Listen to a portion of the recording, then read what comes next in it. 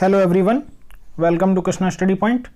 Important questions की पता है सीरीज़ के पार्ट 4 में आपका स्वागत है। अगर आपको ये वीडियो पसंद आती हैं तो आप इन्हें लाइक करें तथा शेयर करें और इसी प्रकार हमारे चैनल को सब्सक्राइब करके जुड़े रहिए, जिससे कि आपको बहुत सारी नॉलेज मिल सके।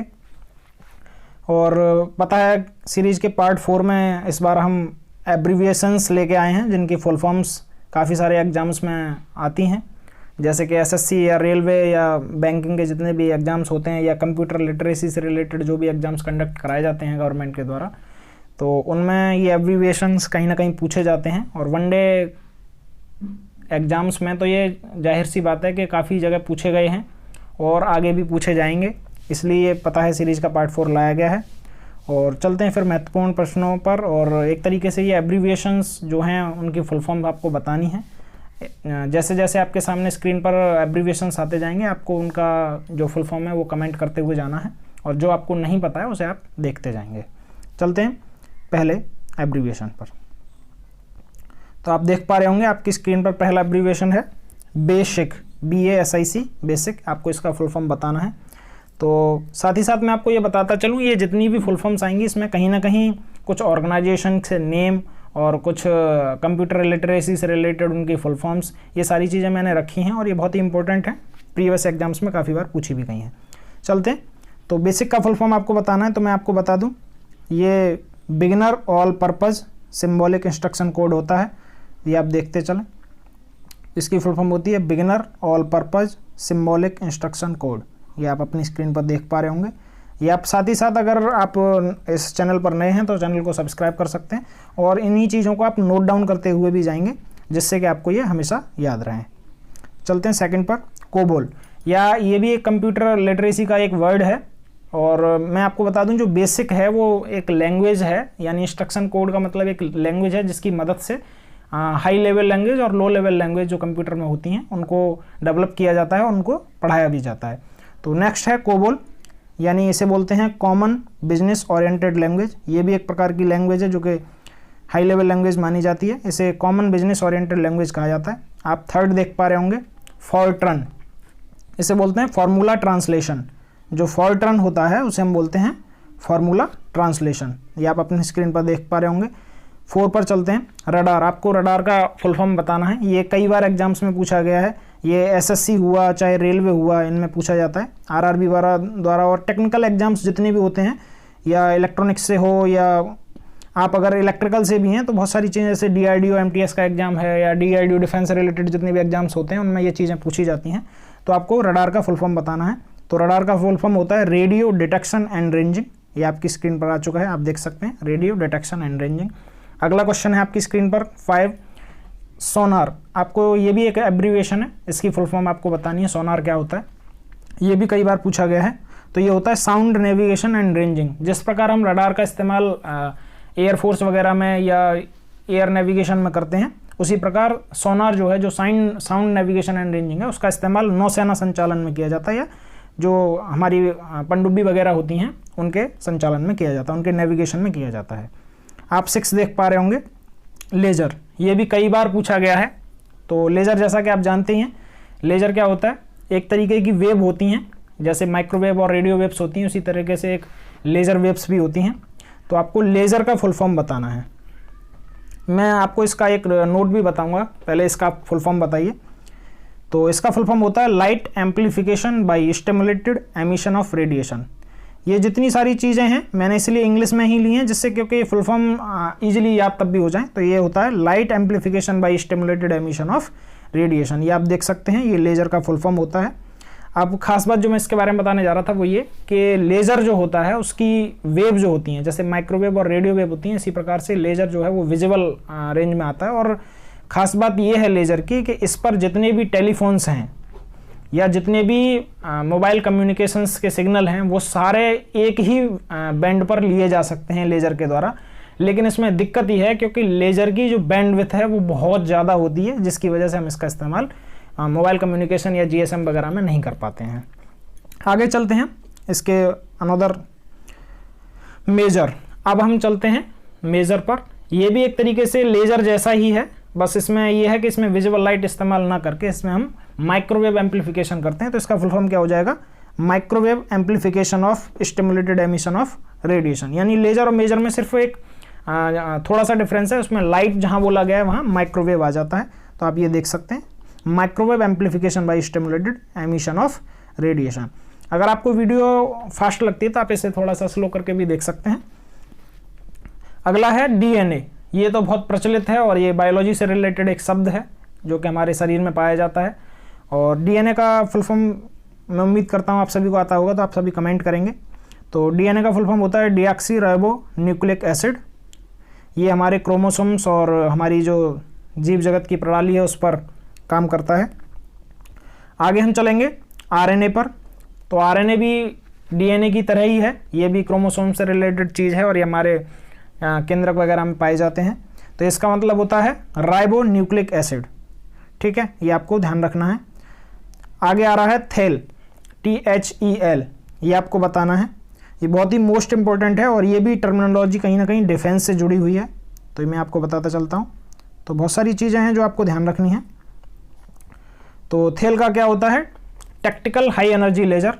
ये एक लेजर का टाइप है जो कि हमारी डिफेंस या जो भी आर्मी हैं वो इस्तेमाल करती हैं। और इसका इस्तेमाल मैं आपको बता दूं, ये जो भी हमारे रॉकेट्स होते हैं या एरोप्लेन्स होते हैं, जो दुश्मन के एयरक्राफ्ट्स वगैरह हैं जिनके ऊंचाई बहुत कम है, यानी हम ये ऐसा कह सकते हैं जो लो एल्टीट्यूड पर उड़ रहे हैं या लो एल्टीट्यूड पर रॉकेट आ रहा है किसी को, तो उसको डिस्ट्रॉय करने के लिए हम इस लेज़र का इस्तेमाल करते हैं। तो इसका क्या फुल फॉर्म हो गया? Tactical high energy laser. ये एक हाई एनर्जी का लेज़र होता है जिससे हम रॉकेट और एरोप्लेन वगैरह को जो लो एल्टीट्यूड पर उड़ रहे हैं उनको डिस्ट्रॉय कर सकते हैं। नेक्स्ट चलते हैं हम लिडार। ये भी एक रेंजिंग का उपकरण है, ये भी डिफेंस से ही रिलेटेड है, ये आपको बताना है।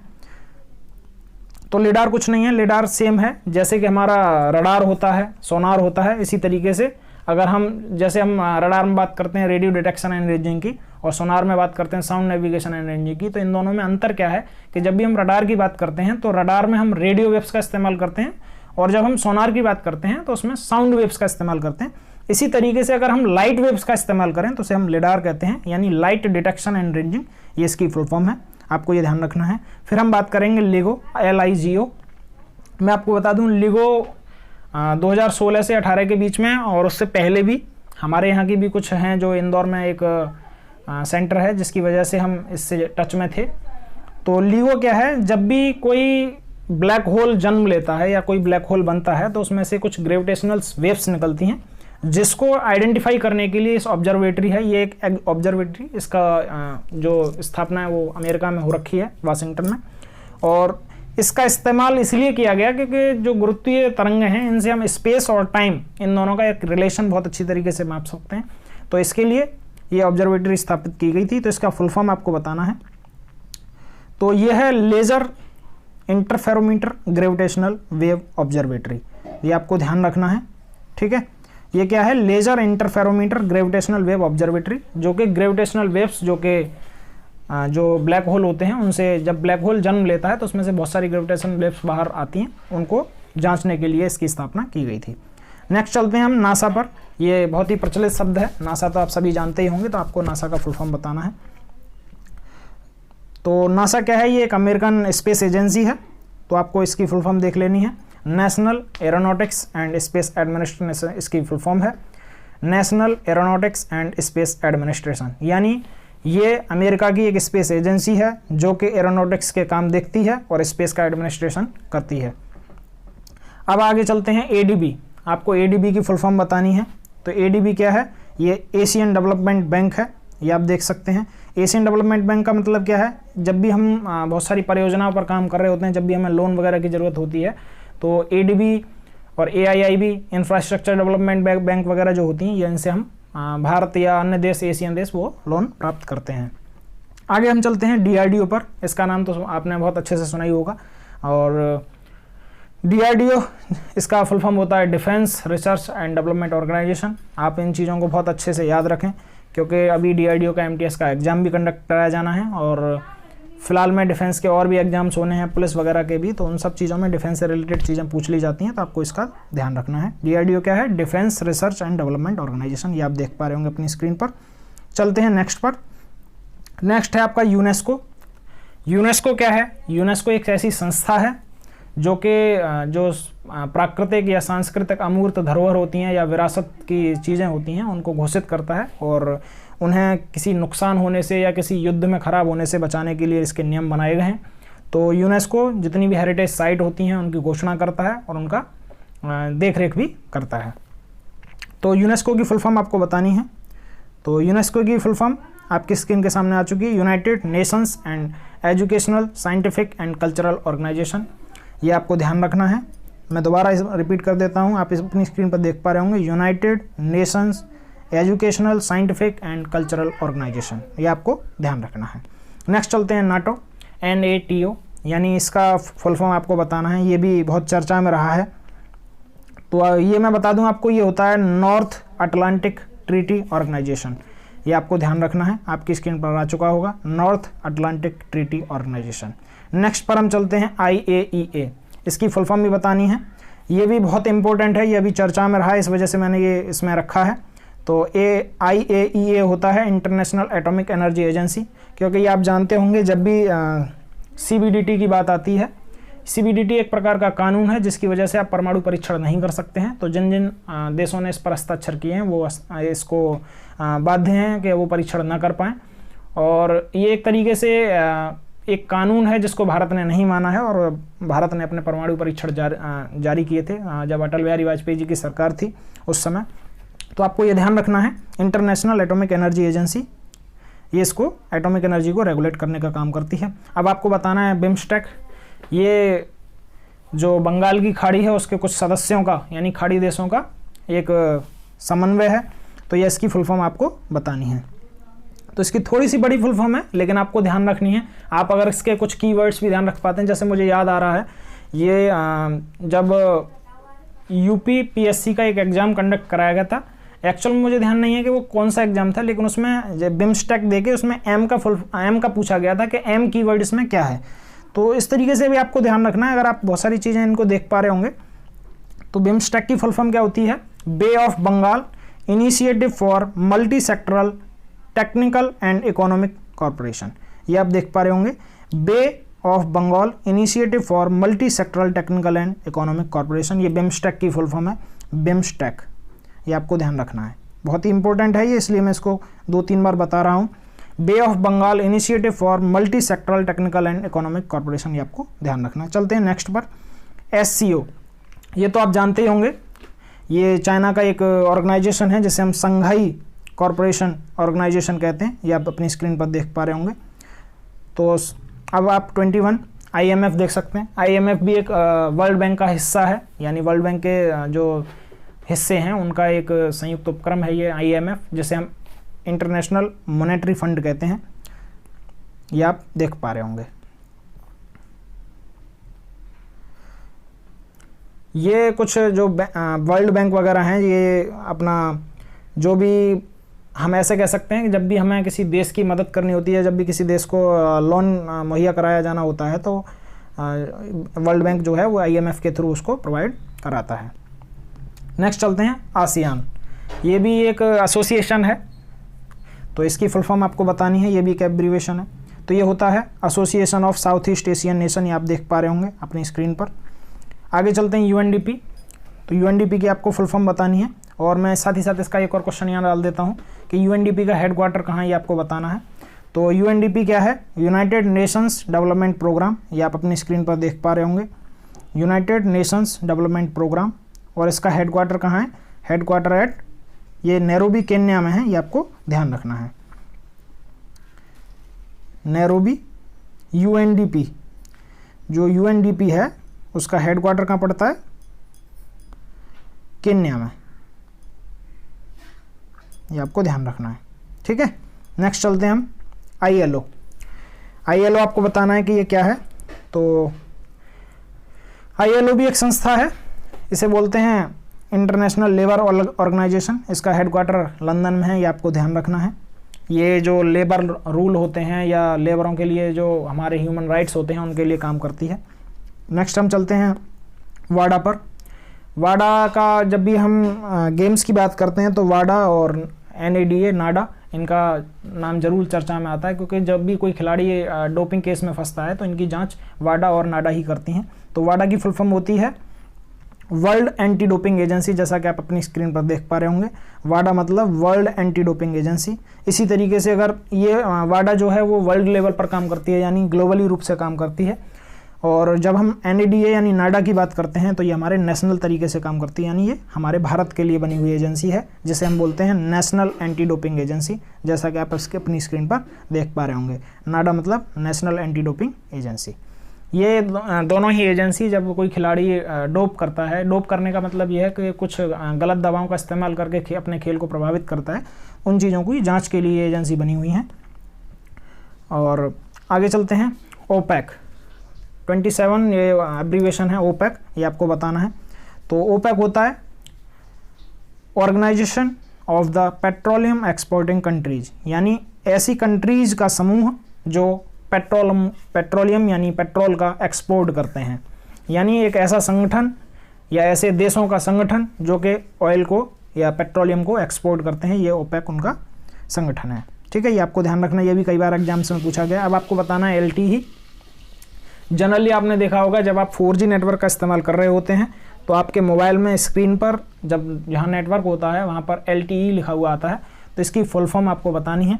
और ख़ास बात यह कि मैं आपको बता दूँ, ये इस बार के नहीं, सॉरी, पिछली बार के IAS पेपर में पूछा गया था कि वोल्ट यानी voice over long term evolution और LTE यानी लॉन्ग टर्म एवोल्यूशन में क्या डिफरेंस होता है, ये आपको बताया गया था, पूछा गया था।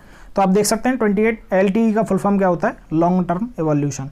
इन चीज़ों में थोड़ा सा डिफरेंस होता है। जब हम VoIP यानी वॉइस ओवर इंटरनेट प्रोटोकॉल और VoLTE यानी volt voice over long term evolution की बात करते हैं, तो इनमें थोड़ा सा डिफरेंट ये होता है कि जब VoIP की जब हम बात करते हैं तो वो कॉल या इंटरनेशनल कॉल इंटरनेट पर चलती हैं और वो बहुत ही सस्ती कॉल्स होती हैं, यानी सस्ती दर पर कॉल होती हैं, जबकि वोल्ट में ऐसा नहीं है।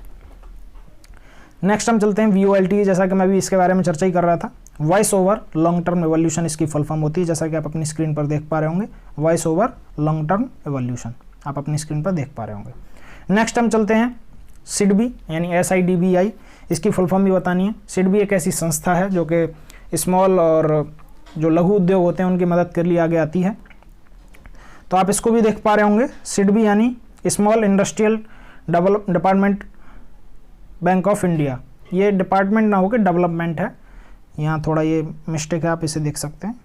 यहाँ small industries development bank of India है, मैं आपको बता देता हूँ कि यहाँ डेवलपमेंट है।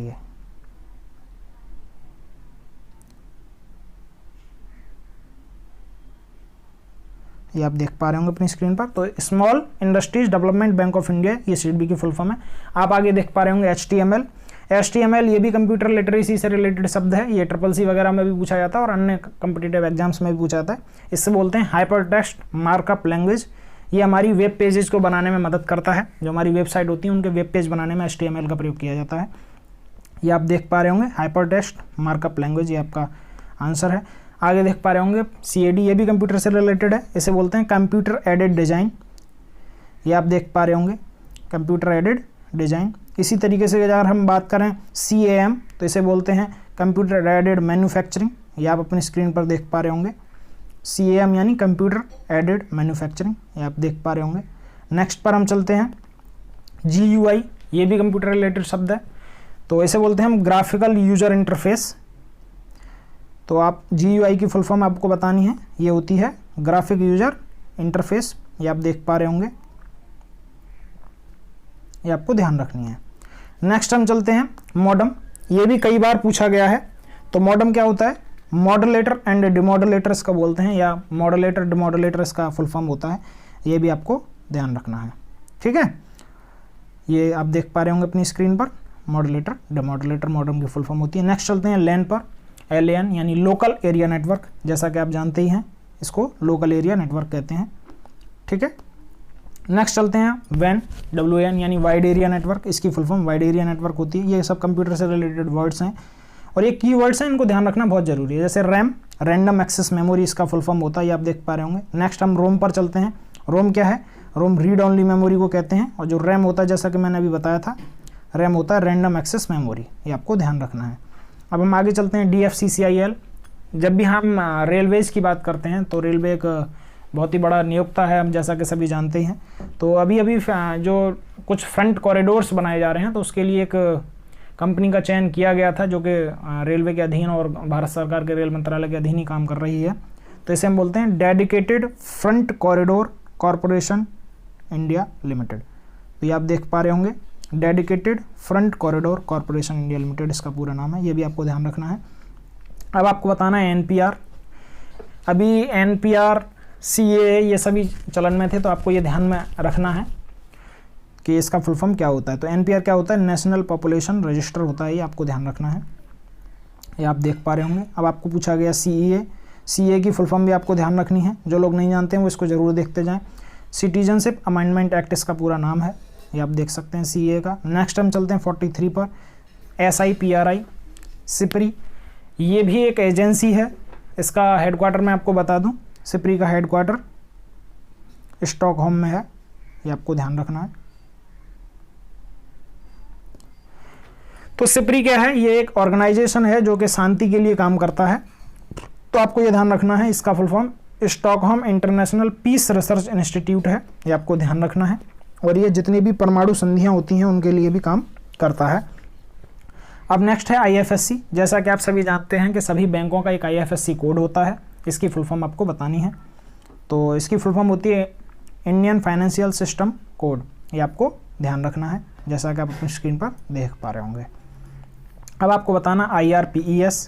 तो IRPS जो पहले हम रेलवे पुलिस फोर्स कहा करते थे, अब उसका नाम IRPES कर दिया गया है। अब इसको Indian railway protection force service नाम दे दिया गया है। ये एक नया नाम है RPF का, पहले RPF को रेलवे प्रोटेक्शन फोर्स कहते थे, तो अब इसे IRPES कहा जाया करेगा। नेक्स्ट हम चलते हैं पॉक्सो, ये एक एक्ट भी है, तो उसका फुल फॉर्म आपको बताना है। तो आप देख पा रहे होंगे, ये protection of children from sexual offences, ये 2012 में दिया गया था, तो आप ये देख सकते हैं। नेक्स्ट हम चलते हैं OMR पर, ये भी एक कंप्यूटर लिटरेसी से रिलेटेड शब्द है, इसे हम बोलते हैं ऑप्टिकल मार्क रीडर। जैसा कि आपने देखा होगा, जब भी ऑफलाइन एग्जाम्स कंडक्ट कराए जाते थे या कंडक्ट कराए जाते हैं, तो उनकी जो OMR सीट होती हैं उनको रीड करने के लिए ये OMR का इस्तेमाल किया जाता है। ये ऑप्टिकल मार्क रीडर, यानी 4 ऑप्शन में से जब आप एक किसी को फिल कर देते हैं तो इसको रीड कर लेता है। नेक्स्ट चलते हैं हम MICR पर। MICR क्या है? Magnetic ink character reader. जैसा कि आप इस अपनी स्क्रीन पर देख पा रहे होंगे, MICR क्या है? मैग्नेटिक इंक करेक्टर रीडर है। ये जनरली आपने जब चेक देखा होगा तो चेक के नीचे कुछ मैग्नेटिक इंक से कुछ अक्षर बने हुए होते हैं, उनको रीड करने के लिए किया जाता है, जिससे कि हम चेक को अच्छी तरीके से भुना पाएँ, अच्छी तरीके से उसको जमा कर पाएँ और उसका डेटा हमारे पास सुरक्षित रहे। तो आप नेक्स्ट पर चलते हैं RT-PCR। जैसा कि आप सभी जानते हैं, कोरोना के जो महामारी अभी फैली हुई है उसके लिए 2 टेस्ट किए जा रहे हैं, एक तो एंटीजन टेस्ट और एक RT-PCR टेस्ट। तो आपको फुल फॉर्म बताना है कि RT-PCR क्या है, ये आपको बताना है, ये बहुत ही इंपॉर्टेंट है। आप देख सकते हैं इसे reverse transcription polymerase chain reaction test बोलते हैं, और ये कोविड-19 के लिए किया जाता है। ये आप अपनी स्क्रीन पर देख पा रहे होंगे, ये मोस्ट इंपॉर्टेंट है, आने वाले एग्जाम्स में पूछा भी जा सकता है। तो reverse transcription polymerase chain reaction इसका पूरा नाम है। नेक्स्ट हम चलते हैं BSE।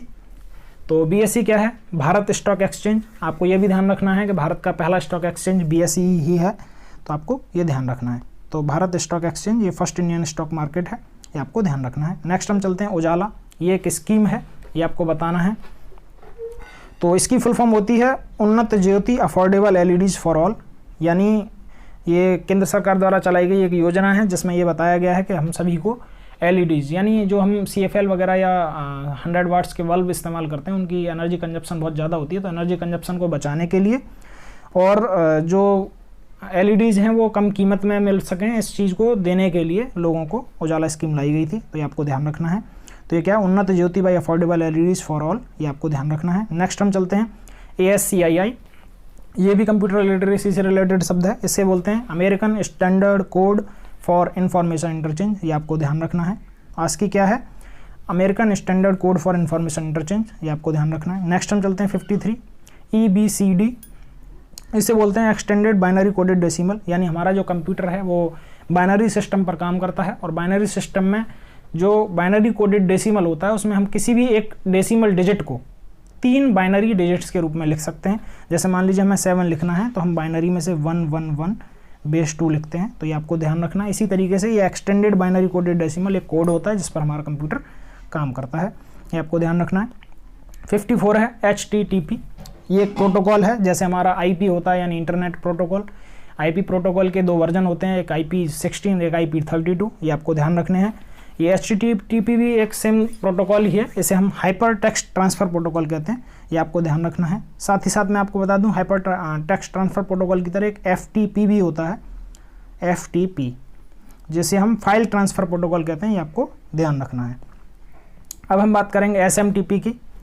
SMTP की फुल फॉर्म आपको बतानी है, तो SMTP simple mail transfer protocol होता है। SMTP की फुल फॉर्म जब हम बात करेंगे तो सिंपल मेल ट्रांसफ़र प्रोटोकॉल आपको ध्यान रखना है। नेक्स्ट हम चलते हैं SARS पर।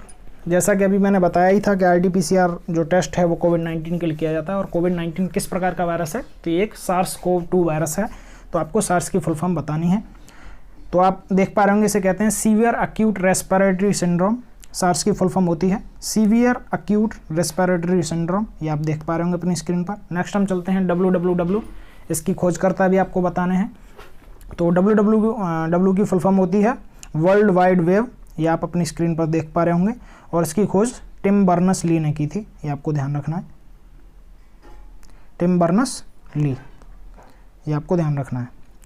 नेक्स्ट हम चलते हैं SMPS, ये एक प्रकार की सप्लाई का रूप है, इसे हम बोलते हैं स्विच मोड पावर सप्लाई, ये आप अपनी स्क्रीन पर देख पा रहे होंगे, स्विच मोड पावर सप्लाई, ये आप अपनी स्क्रीन पर देख पा रहे होंगे, स्विच मोड पावर सप्लाई, ये आप देख सकते हैं, ठीक है। नेक्स्ट हम चलते हैं NCERT, ये आपको बताना है। NCERT की फुल फॉर्म जनरली कई एग्जाम्स में पूछी जाती है, तो ये आपको ध्यान रखना है, national council for educational research and training, ये आप देख पा रहे होंगे, national council of educational research and training, ये आपको ध्यान रखना है। अब जो मैं इससे पहले मैं इसके बारे में चर्चा कर चुका हूँ, जब हम SIPRI की बात कर रहे थे तो, और IEAE की बात हम कर रहे थे, तो जब मैंने बताया था कि CTBT एक प्रकार का एक कानून होता है, यानी एक टेस्ट बैंड ट्रीटी होती है ये, तो ये आपको ध्यान रखनी है। और ख़ास बात ये मैं बता दूं, ये भारत ने साइन नहीं किया है, जिसकी वजह से भारत एटॉमिक अपने परमाणु टेस्ट कर पा रहा है। तो CTBT क्या है, comprehensive nuclear test ban treaty है ये आपको ध्यान रखना है, जैसा कि आप अपनी स्क्रीन पर देख पा रहे होंगे। इसकी जब भी कोई देश इसे साइन कर लेता है तो वो न्यूक्लियर टेस्ट के लिए उसे परमिशन की मांग करनी पड़ती है, तब उसे अपना टेस्ट करना पड़ता है। तो CTBT भारत ने अभी साइन नहीं किया, जिसकी वजह से भारत अपने टेस्ट कर सकता है, ये आपको ध्यान रखना है। नेक्स्ट हम चलते हैं CPU, ये बहुत ही आम शब्द है, ये आप जानते ही होंगे, इसे बोलते हैं सेंट्रल प्रोसेसिंग यूनिट, जैसा कि आप अपनी स्क्रीन पर देख पा रहे होंगे, सेंट्रल प्रोसेसिंग यूनिट। नेक्स्ट हम चलते हैं ALU, ये भी एक कॉमन नेम है, ALU मतलब अर्थमेटिक लॉजिक यूनिट, जैसा कि आप अपनी स्क्रीन पर देख पा रहे हैं। नेक्स्ट हम चलते हैं UPS, ये बहुत इंपॉर्टेंट है, UPS का ये एग्जाम्स में पहले भी पूछा गया है। तो ये होता है अनइंटरप्टेड पावर सप्लाई, इसका इस्तेमाल आप जानते हैं, अगर नहीं जानते हैं तो मैं बता देता हूँ। जब भी हमारा कंप्यूटर शट डाउन होने पर होता है, या हमारे घरों में जो लाइट आ रही होती है जब चली जाती है, तो हमारा कंप्यूटर अचानक से शट डाउन ना होने पाए, इसकी वजह से हम एक सप्लाई यूज करते हैं, जो कि उसका जो स्विचिंग टाइम है वो नैनो सेकंड में होता है, जिसकी वजह से कंप्यूटर ऑफ नहीं हो पाता, जिसे हम UPS कहते हैं, ये आपको ध्यान रखना है। तो इसे क्या बोलते हैं, अनइंटरप्टेड पावर सप्लाई, यानी इसमें कोई इंटरप्ट नहीं होता, ये बिना ऑफ हुए ही कंप्यूटर को ऑन रखता है। अब हम चलते हैं DBMS, इसे हम बोलते हैं डाटाबेस मैनेजमेंट सिस्टम, जैसा कि आप इस स्क्रीन पर देख पा रहे होंगे। ये डेटाबेस को संभाले रखने के लिए एक सिस्टम होता है जो कि उसको मैनेज करता है। नेक्स्ट हम चलते हैं OCR, ऑप्टिकल कैरेक्टर रीडर, जैसा कि हम MICR और OMR के बारे में पढ़ चुके हैं, तो OCR जो होता है वो ऑप्टिकल कैरेक्टर रीडर को कहते हैं, आप स्क्रीन पर देख सकते हैं। नेक्स्ट चलते हैं PDF, ये भी कई बार पूछा गया और बहुत इंपॉर्टेंट है, इसे हम बोलते हैं पोर्टेबल डॉक्यूमेंट फॉर्मेट। ये PDF जो है इसे हम पोर्टेबल डॉक्यूमेंट फॉर्मेट कहते हैं, आप देख सकते हैं। नेक्स्ट हम चलते हैं ISP, जब भी आप 3G और 2G और 4G नेटवर्क का इस्तेमाल कर रहे होते हैं, तो आप कभी सोचा करिए कि इस नेटवर्क को कौन प्रोवाइड करा रहा है। तो जो भी जियो है, एयरटेल है, आइडिया है, वोडाफोन है, ये सब क्या हैं, ये इंटरनेट सर्विस प्रोवाइडर्स हैं, ठीक है। तो ISP का मतलब क्या होता है, इंटरनेट सर्विस प्रोवाइडर इनका मतलब होता है, तो आप ये देख सकते हैं। ISP मतलब इंटरनेट सर्विस प्रोवाइडर, जो कि इंटरनेट की सर्विस आपको देते हैं। अब हम बात करेंगे CDMA। साथ ही साथ हम FDMA TDMA की भी बात करेंगे कि इनमें क्या डिफरेंस होता है, उनका क्या इस्तेमाल है। तो CDMA होता है कोड डिवीजन मल्टीपल एक्सेस, यानी जब हम किसी लाइन में या किसी वायर में ट्रांसमिशन कर रहे होते हैं तो हम किसी कोड का यानी किसी बाइनरी फॉर्म में या इलेक्ट्रिकल फॉर्म में ट्रांसमिशन कर रहे होते हैं, तो हम उस कोड को कैसे डिवीजन करें और किस तरीके से हम मैक्सिमम उसका यूटिलाइजेशन कर सकें, इसके लिए हम CDMA यूज़ करते हैं। पहले आपने देखा होगा सिम भी पहले CDMA आया करती थी, अब वो FDMA और TDMA पर ट्रांसफ़र कर दी गई हैं। अब जैसे हम अगर TV चैनल्स की बात करें तो TV चैनल्स के लिए केबल तो एक ही होता है, ऑपरेटर एक ही होता है, लेकिन वो डिफरेंट टाइम पर डिफरेंट टास्क यानी डिफरेंट चैनल आपको प्रोवाइड करा रहा होता है और डिफरेंट चैनल पर डिफरेंट टाइमिंग में आपको अलग अलग प्रोग्राम भी दिखा रहा होता है, तो उसे हम टाइम डिवीजन मल्टीपल एक्सेस भी कहते हैं। तो ये आपको ध्यान रखना है। तो इसे हम CDMA को कोड डिवीजन मल्टीपल एक्सेस कहते हैं। नेक्स्ट हम चलेंगे FDMA यानी फ्रीक्वेंसी डिवीजन मल्टीपल एक्सेस। जब हम फ्रीक्वेंसी बेसिस पर डिवीजन कर देते हैं तो ये FDMA कहलाता है। नेक्स्ट हम चलेंगे TDMA। TDMA के बारे में मैंने अभी आपको बताया ही है, टाइम डिवीजन मल्टीपल एक्सेस। जब भी हम किसी TV पर चैनल देख रहे होते हैं तो ये टाइम डिवीजन मल्टीपल एक्सेस का एक एग्जाम्पल है। नेक्स्ट आप देख पा रहे हैं URL। ये भी कई बार एग्जाम्स में पूछा गया सवाल है कि URL का फुल फॉर्म क्या होता है, तो ये आपको ध्यान रखना है। इसे हम बोलते हैं यूनिफॉर्म रिसोर्स लोकेटर, ठीक है। नेक्स्ट हम चलते हैं USB। ये भी कई बार पूछा गया है, तो इसे हम बोलते हैं यूनिवर्सल सीरियल बस, ये आपको ध्यान रखना है। नेक्स्ट हम चलते हैं GIF। GIF अभी हाल फिलहाल में आपने देखा होगा, 2-3 साल से ये चलन में आया है। जब हम व्हाट्सएप पर कोई इमेज या वैसी चीज़ें भेजते हैं GIF टाइप में, तो आप देख सकते हैं। अब हम JPEG की बात करेंगे। JPEG मतलब जॉइंट फोटोग्राफिक एक्सपर्ट ग्रुप होता है, जैसा कि आप देख पा रहे होंगे, जॉइंट फोटोग्राफिक एक्सपर्ट ग्रुप होता है। नेक्स्ट हम चलते हैं वायरस पर। वायरस की फुल फॉर्म आपको बतानी है, तो ये होता है vital information resources under seized, जैसा कि आप अपनी स्क्रीन पर देख पा रहे होंगे। और नेक्स्ट हम चलते हैं माउस, MOUSE। माउस आजकल विद वायर और विदाउट वायर दोनों तरीके से आते हैं, तो माउस का फुल फॉर्म भी आपको ध्यान रखना है। ये होता है manually operated user selection equipment, ये आपको ध्यान रखना है। माउस क्या होता है? Manually operated user selection equipment होता है, जिससे हम कोई भी चीज़ सेलेक्ट करते हैं।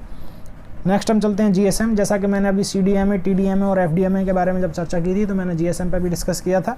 तो आजकल जो है वो GSM चलन में है और इसे हम global system for mobile communication बोलते हैं। GSM ये आप देख पा रहे होंगे, इसकी फुल फॉर्म आपको ध्यान रखनी है, global system for mobile communication, ये आपको ध्यान रखना है। नेक्स्ट हम चलते हैं, जैसा कि मैंने अभी बताया था कि रोम यानी रीड ओनली मेमोरी, और जब हम PROM की बात करते हैं तो ये प्रोग्रामेबल रीड ओनली मेमोरी होता है। अब मैंने ये EPROM लिया है। EPROM मतलब erasable programmable read only memory, आपको ये ध्यान रखना है। नेक्स्ट हम चलते हैं EEPROM पर, ये आप देख पा रहे होंगे। तो EEPROM क्या होता है? Electrically erasable programmable read only memory, इसे हम कहते हैं। जैसा कि आप अपनी स्क्रीन पर देख पा रहे होंगे, electrically erasable programmable read only memory होता है। इसे हम इलेक्ट्रिकली तरीके से इरेज कर सकते हैं और दोबारा से इसको यूज कर सकते हैं। और आई होप ये वीडियो आपको देखकर अच्छा लगा होगा। ये पता है सीरीज़ का पार्ट 4 है, तो मैं उम्मीद करता हूँ कि ये एब्रीविएशंस और जो फुल फॉर्म हैं उनकी वो आपको समझ आई होंगी और जो मेरे द्वारा दी गई जानकारी होगी वो आपको अच्छी लगी होगी।